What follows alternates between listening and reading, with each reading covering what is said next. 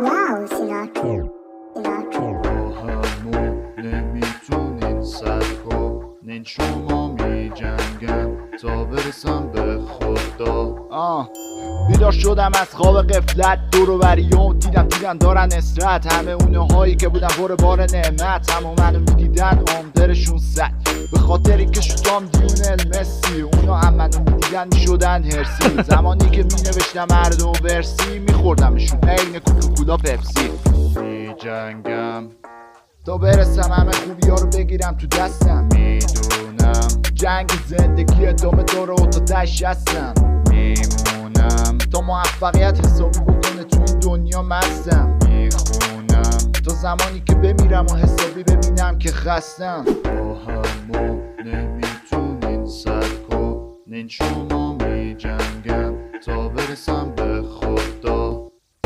با همون نمیتونین سر کنین، شما میجنگم تا برسم به خدا.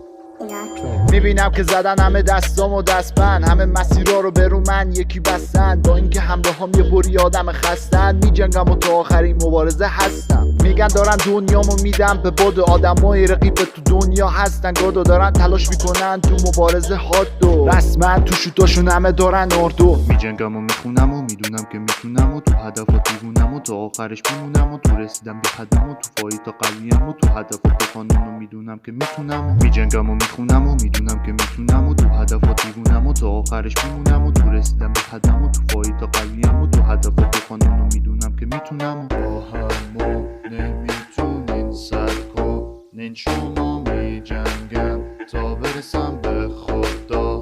با همون نمیتونین سر کنین، شما میجنگم تا برسم به خدا. میجنگم آخه توی دنیا من برج میلادم، میدونم که من باور کنی نکنی پر ایرادم، میمونم چون همه اینا رو میپوشونه ایمانم، میخونم تا همه بگن من قهرمان ایرانم.